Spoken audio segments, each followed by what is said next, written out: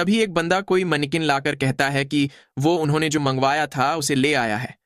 Bong ने उसे वहां रखने को कहा। वनहुआ सोचने लगा कि क्या अब उसकी एक्यूपंक्चर सीखने की बारी है। बॉन्ग उसे ध्यान से देखने को कहते हैं। उन्होंने मैनिकिन के सिर की तरफ इशारा करके कहा कि इसे वेंड पॉइंट कहते हैं और ये हेडेक्स के लिए होता है। बेंड पॉइंट लार्ज इंटेस्टाइन की मूवमेंट से रिलेटेड होने के लिए जाना जाता है।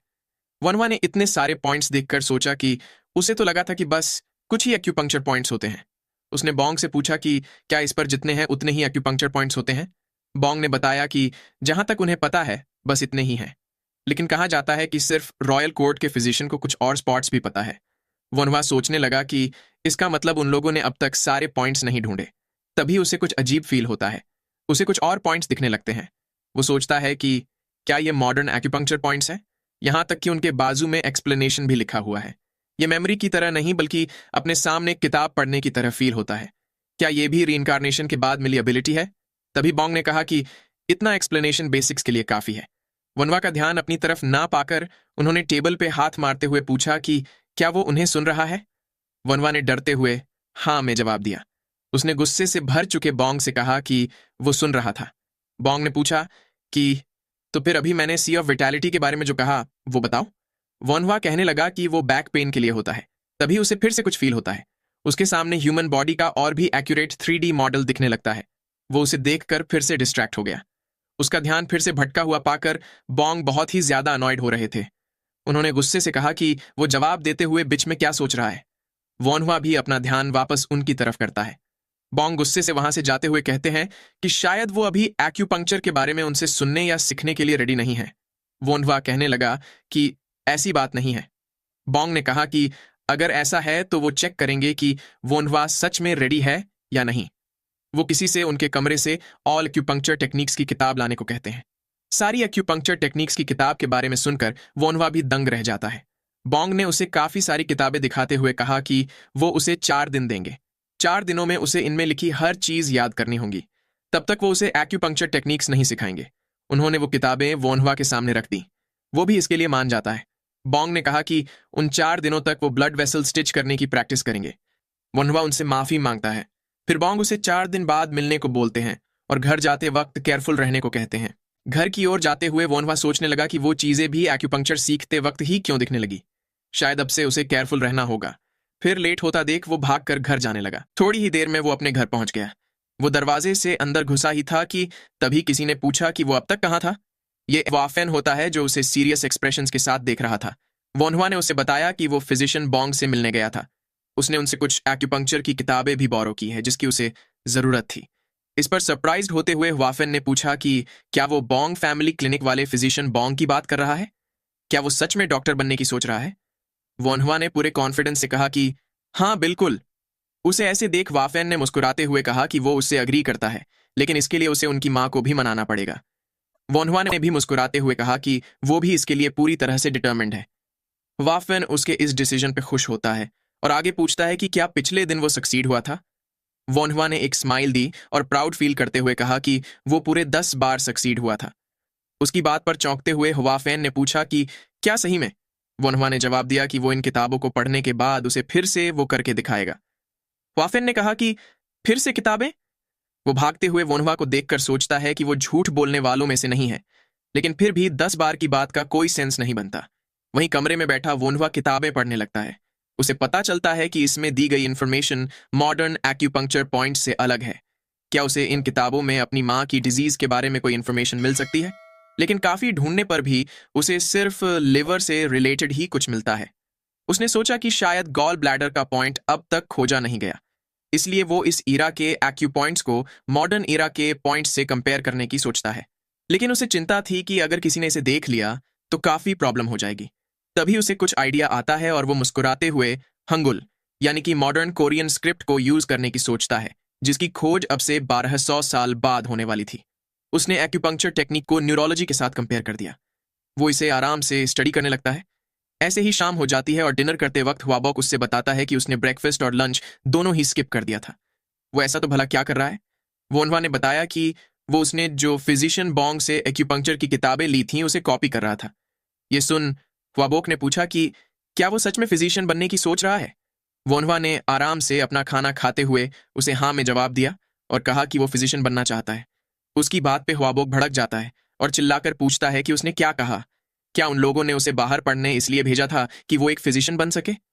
वोनवा पिस्ट होते हुए सोचता है कि सारा डॉक्टर बनने में क्या गलत है। वो भी हुआबोक से थोड़ा ऊंचे आवाज में बात करते हुए पूछता है कि सिर्फ फिजिशियन से उसका क्या मतलब? वो लोगों को ट्रीट करने और जिंदगी बचाने वाली फील्ड के बारे में ऐसा कैसे बोल सकता है? ख्वाबुक ने कहा कि उसके कहने का मतलब ये नहीं था कि लोगों का इलाज करना गलत है। वो बस इतना कहना चाहता है कि वो लोग एक ग्रेट फैमिली को बिलोंग करते हैं। उन्हें किताबों और अपने पूर्वजों की विजडम की मदद से अपने एम्परर को सर्व करना चाहिए। उसकी बात पे वोनहुआ इरिटेट हो जाता है। उसने उसे चिल्लाकर पूछा कि तो फिर वो खुद ही क्यों नहीं कर लेते? वो टेस्ट दे और उसे पास कर दे। उनके फादर और उनके ग्रैंडफादर और अब वो, ऐसा नहीं है कि उन्हें कुछ आता नहीं था इसलिए वो सब सिविल सर्वेंट नहीं बन पाए, लेकिन वो इसलिए सिविल सर्वेंट नहीं बन पाए क्योंकि उन लोगों ने कभी रिश्वत नहीं दी।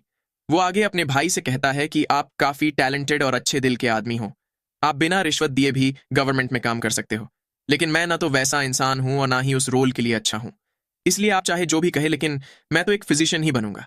मैं लोगों की बीमारियों का इलाज करूंगा और उन्हें मरने से बचाऊंगा ताकि वो एक अच्छी जिंदगी जी सके। उसकी बात का हुआबुक भी कोई जवाब नहीं दे पाता। इतना कहकर वोनहुआ वहां से जाने लगता है। हुआफेन उसे उसके लिए रुकने को बोलता है। वहीं हुआबुक एक गहरी सांस छोड़ता है। हुआफेन वोनहुआ के गले में हाथ डाल के हंसते हुए बोलता है कि उसे नहीं पता था कि वो ऐसे भी बात कर सकता है। उसका छोटा भाई काफी बड़ा हो चुका है। वोनहुआ ने कहा कि उसने कुछ ज्यादा ही डायरेक्टली बोल दिया, लेकिन वो सच था। हुआफेन जवाब देता है कि हाँ, वो डायरेक्ट तो था लेकिन सही भी था। पर सच्चाई जानने में और उसे बोलने में काफी फर्क होता है। उनके बड़े भाई को भी सच पता ही होगा, लेकिन वो कभी बोल नहीं पाए। वोनहुआ कहता है कि ये बहुत ही कॉम्प्लिकेटेड है। ख्वाफिन माहौल हल्का करते हुए मुस्कुराकर उसे कहता है कि जब कुछ कॉम्प्लिकेटेड लगे तो उसे पसीना बना के बहा देना चाहिए। वोनहुआ पूछता है कि ये कब से होने लगा। वहीं ख्वाफिन उसकी बात को इग्नोर करते हुए उसका हाथ पकड़कर बैकयार्ड में जाने को बोलता है। वो ये भी पता कर सकता है कि वोनहुआ 10 बार कैसे सक्सीड हुआ। फिर सीन शिफ्ट होता है और हमें वोनहुआ एक के बाद एक तीनों पत्थरों को हिट करता हुआ दिखाई देता है। वो प्राउडली अपने भाई को बताता है कि देखो, मैंने स्टैब कर दिया। वाफिन भी उससे काफी इंप्रेस्ड हो जाता है। उसने टहनी पे और पत्थर लगाते हुए कहा कि उसे तो लगा था कि वोनहुआ के पास सिर्फ एकेडमिक टैलेंट ही है, लेकिन अब लगता है कि उसके पास मार्शल आर्ट्स का भी टैलेंट है। फिर वो अपनी स्वॉर्ड के साथ पोजीशन लेते हुए बताता है कि अब इस बार 6 पत्थर होंगे। वो वोनहुआ को बिना कुछ मिस किए ध्यान से देखने को कहता है। वो तेजी से स्वॉर्ड लेकर आगे बढ़ा और एक ही झटके में उन सारे पत्थरों को हिट कर दिया। वोनहुआ इम्प्रेस्ड होकर तालियां बजाते हुए कहता है कि ये तो काफी अमेजिंग है। वाफेन उसे कहता है कि अगर वो ये कर पाए तो वो बैंडिट्स के ग्रुप से भी आसानी से नहीं हारेगा, इसलिए उसे मेहनत से ट्रेन करना चाहिए। वोनहुआ भी उसे ठीक है कहता है। फिर वाफेन उसे बताता है कि अब वो उसे ब्लॉक करना सिखाएगा। वो दोनों ही सोर्ड के साथ आमने सामने खड़े हो जाते हैं। वाफेन उसे खुद पर अटैक करने को बोलता है।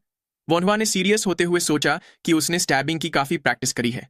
वो तुरंत ही वाफेन की ओर बढ़ने लगता है, लेकिन वाफेन ने उसके सारे स्टैबिंग अटैक्स को डॉज कर लिया।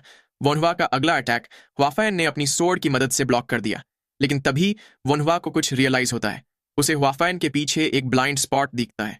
वो तुरंत ही अपनी सोर्ड उस स्पॉट पे स्टैब करने के लिए बढ़ाता है, लेकिन वाफेन उसके अटैक को फिर से ब्लॉक कर देता है। वोनहुआ ये देखकर दंग रह जाता है और कुछ कदम पीछे हटने लगता है। उसे यकीन नहीं हो रहा था कि उसके भाई ने इसे भी ब्लॉक कर दिया। वहीं वाफेन अब थोड़ा सीरियस होकर फाइट करने की सोचता है।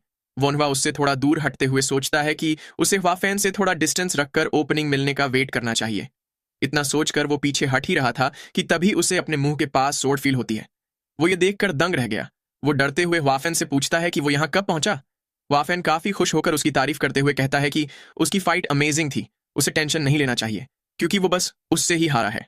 वो उसकी थोड़ी देर पहले स्टैब करने के लिए की गई कोशिश की तारीफ करता है और सोचता है कि क्या ये बच्चा एक जीनियस है। वहीं वोनहुआ डिप्रेस होकर सोचने लगा कि वो अपने भाई को एक बार भी हिट नहीं कर पाया। वो पूछता है कि अगर वो अमेजिंग था तो उसने उसके सारे अटैक्स ब्लॉक कैसे कर लिए। वो हुआफेन को बताता है कि उसे अगले दिन मार्केट जाना है, इसलिए आज की ट्रेनिंग वो यही खत्म करेगा। हुआफेन उसे ठीक है कहता है और मेहनत से ट्रेनिंग जारी रखने को कहता है क्योंकि अगली बार से वो डिफिकल्टी लेवल और बढ़ा देगा।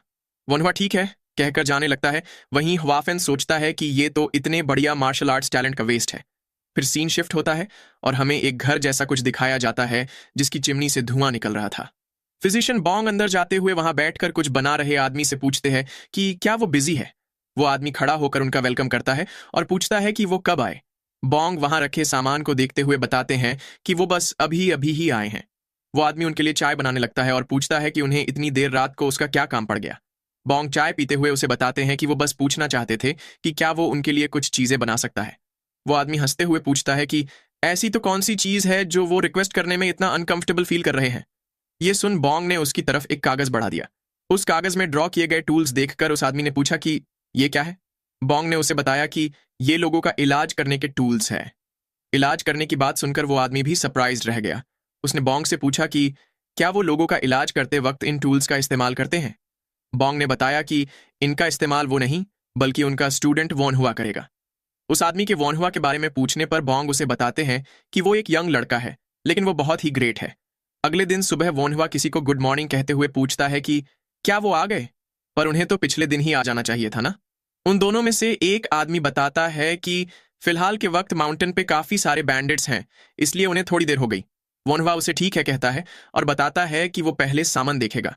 उन वीड्स को देखकर उसने कहा कि उसे हर्बल मेडिसिन के बारे में थोड़ा नॉलेज है, लेकिन वो पॉइजनस वीड्स के बारे में कुछ नहीं जानता, इसलिए क्या वो उसे थोड़ा एक्सप्लेन कर सकते हैं। दूसरा आदमी उसे उन वीड्स के बारे में समझाने लगता है। सब कुछ समझ लेने के बाद वोनवा को यकीन हो जाता है कि ये पॉइजनस वीड्स है और फिर वो उनसे इसका प्राइस पूछने लगता है। पहला आदमी बताता है कि इन सब के 2 कॉइन्स हुए। वोनवा मुस्कुराते हुए उनके एफर्ट के लिए थैंक्स कहता है और उन्हें 5 कॉइन्स देते हुए बताता है कि उसे अगली बार जब चाहिए होंगे तो वो उनके पास आएगा। ज्यादा कॉइन्स पाकर वो दोनों ही आदमी काफी खुश हो जाते हैं और उसे थैंक यू कहते हैं। वहां से निकलते हुए उन्होंने कहा कि उसे जब भी चाहिए वो उनके पास आ सकता है। वोनवा भी उन्हें ठीक है कहकर वापस जाते हुए अपना ख्याल रखने को कहता है। उन वीड्स को पकड़कर वो सोचता है कि इतना अमाउंट एक्सपेरिमेंट्स के लिए काफी होगा। अब वो एनेस्थीसिया बना सकता है। फिर वो वहीं पिछले दिन वाली बस्ती में पहुंच जाता है। लोगों से उस आदमी के घर का पता पूछते हुए वो उसके घर तक पहुंच जाता है। वो एक्सक्यूज मी कहते हुए घर के अंदर जाने लगा। बेड पर लेटा आदमी भी उसे मिस्टर फिजिशियन कहते हुए अंदर आने को बोलता है। वो वॉनहुआ से माफी मांगता है क्योंकि उसकी वजह से उसे ऐसी जगह पे आना पड़ा। तभी वॉनहुआ का ध्यान किसी चीज पर गया। वहां पिंजरे में कुछ चूहे पकड़ कर रखे हुए थे। उसे पिछले दिन वाला वो बच्चा याद आता है और वो इम्प्रेस होते हुए सोचता है कि उसने काफी सारे चूहे पकड़ लिए हैं। फिर वो उस आदमी के पास जाते हुए पूछता है कि उसका पैर कैसा है। उस आदमी ने कहा कि वो ठीक है। वॉनहुआ उसके पैर से पट्टी निकालते हुए देखने लगता है। उस पे इन्फेक्शन हुआ देखकर उसने मन ही मन कहा कि उसे पता था कि ऐसा कुछ होगा क्योंकि घाव को अल्कोहल से डिसइंफेक्ट नहीं किया गया था। उसने अपने पास से लिकर की बोतल निकाली और उसे डिसइंफेक्ट करने का सोचा। वहीं वो आदमी बोतल देखकर काफी खुश हो जाता है और पूछने लगता है कि क्या ये अल्कोहल है। ये पक्का अल्कोहल है। वनवा ने पूछा कि क्या उसे अल्कोहल पसंद है।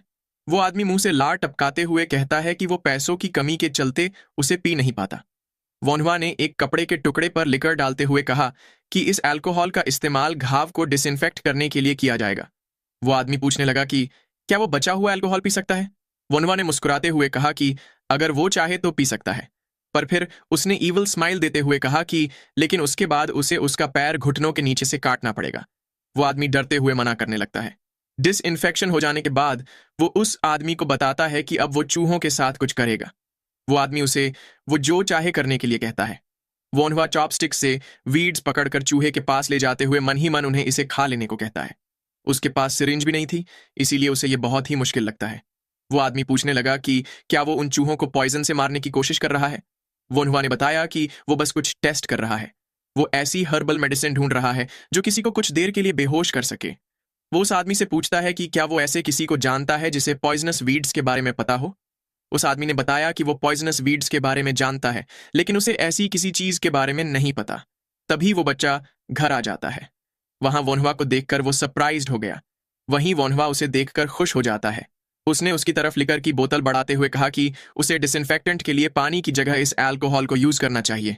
वो बच्चा झिझकते हुए कहता है कि लेकिन ये तो काफी महंगा होगा, और अगर उसके पापा ने इसे पी लिया तो। वनवा ने उस आदमी को ईवल लुक देते हुए कहा कि अगर ऐसा कुछ हुआ तो ज्यादा दिक्कत की बात नहीं है, उन्हें बस उसका पैर काटना होगा। वो आदमी भी डरते हुए कहने लगा कि वो उसे नहीं पिएगा। वनवा उस लड़के को साथ में काम करने को कहता है। यहां पर हमें इस लड़के का नाम पता चलता है। इसका नाम होता है ओबो।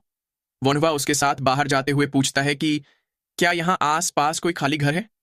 ओबो ने हाँ में जवाब देते हुए कहा कि अगर वो चूहों के साथ एक्सपेरिमेंट करना चाहता है तो वो इस घर का यूज कर सकता है। ओबो उसे उंगली के इशारे से वो घर दिखाता है। उसके अंदर जाते उसने बताया कि यहाँ एक दादी माँ अपनी पोतियों के साथ रहती थी, लेकिन उनके मर जाने के बाद पोतियों को ब्रॉथल जाना पड़ा। वनवा ने सोचा कि हर कोई मुश्किल हालातों से गुजर रहा है। वो दोनों बैठकर चूहों के पिंजरे को देखने लगे। वनवा ने पूछा कि वो पॉइजन को राइस में कोट करके चूहों को कैसे खिला सकता है। ओबो ने पूछा कि क्या वो ऐसे ही नहीं खाएंगे? क्या चूहे इतने स्मार्ट होते हैं? वनवा ने बताया कि वो स्मार्ट नहीं होते, लेकिन ये पक्का उनकी इंस्टिंक्ट्स होंगी। वो उसे खाते ही नहीं है। ओबो ने अपना 900 आईक्यू लगाते हुए कहा कि क्या होगा अगर हम पॉइजन उनके मुंह में इतना अंदर डाल दे कि वो उसे बाहर निकाल ही ना पाए। वोन्हवा भी इस आइडिया पे खुश होते हुए कहने लगा कि तो फिर वो खुद उसका मुंह खोलेगा और ओबो उसके मुंह में